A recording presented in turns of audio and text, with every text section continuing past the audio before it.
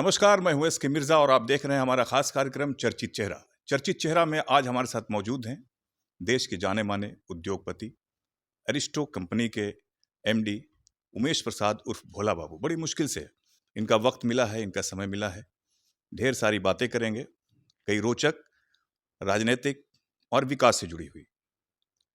नीतीश कुमार जो विकास पुरुष कहलाते हैं, लेकिन धीरे धीरे बिहार में भोला बाबू भी उसी पथ पर चल रहे हैं और धीरे धीरे विकास पुरुष के नाम से जाने जा रहे हैं। सर, क्या आपकी टिप्पणी है? विकास पुरुष आपको कहा जा रहा है धीरे धीरे लोग। नहीं, विकास पुरुष तो विकास मैं कर रहा हूँ, लेकिन विकास पुरुष तो जनता जो बोलना है बोले। मेरा शुरू से रहा है कि स्पेशली जो गांव जो अभी तक डेवलप नहीं हुआ है, दूसरे स्टेट में बहुत गांव डेवलप कर गया है और बिहार में बहुत डेवलपमेंट की ज़रूरत है। मैं भी गांव में रहा हूँ, गांव में पढ़ा हूँ, गर्मी के दिनों में देखा हूँ, बरसात के दिनों में देखा हूँ।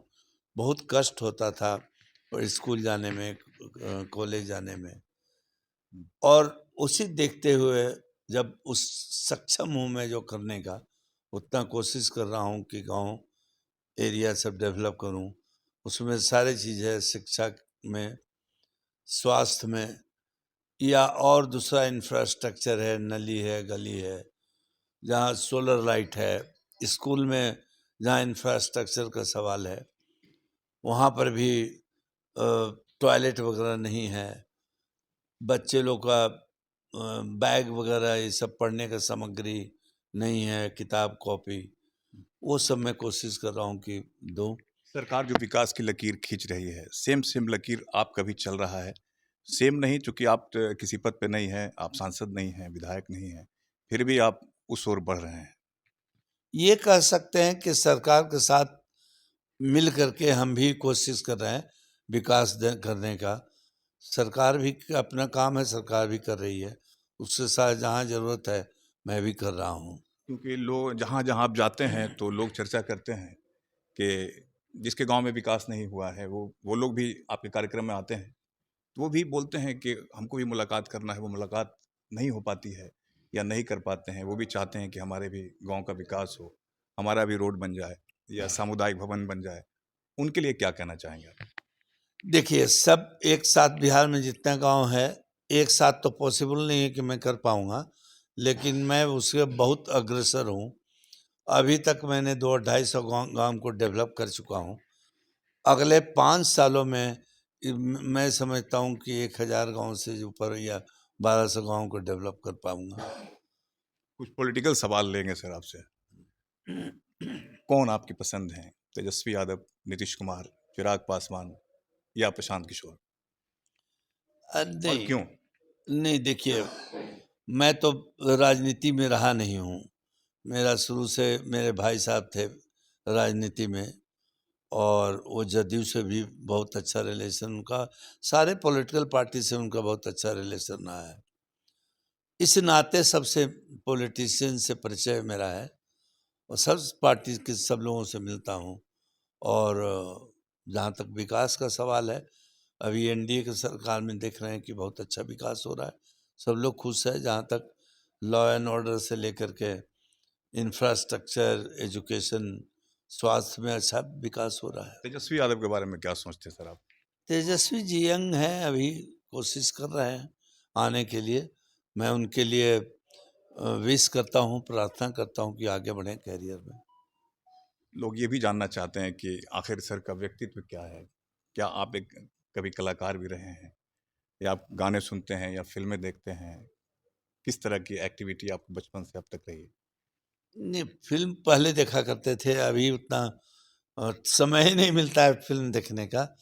तो मेरा बिजनेस है और सोशल काम, ये दोनों में ज़्यादा इन्वॉल्वमेंट है। कोशिश करता हूँ कि जितना मैक्सिमम सोशल में इन्वॉल्व रहूँ।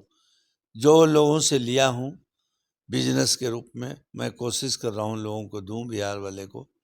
यही मेरा उद्देश्य है। क्या महिलाओं के उत्थान के लिए या छात्र छात्राओं के उत्थान के लिए आपका कोई प्लान है?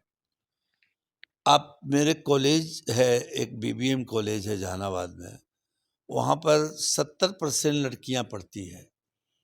और मैंने बहुत टेक्निकल इंस्टीट्यूट किया हूँ, वहाँ पर लड़कियों लोगों को जैसे सिलाई का मशीन है, वहाँ पर कंप्यूटर ट्रेनिंग मैं दिलवाता हूँ।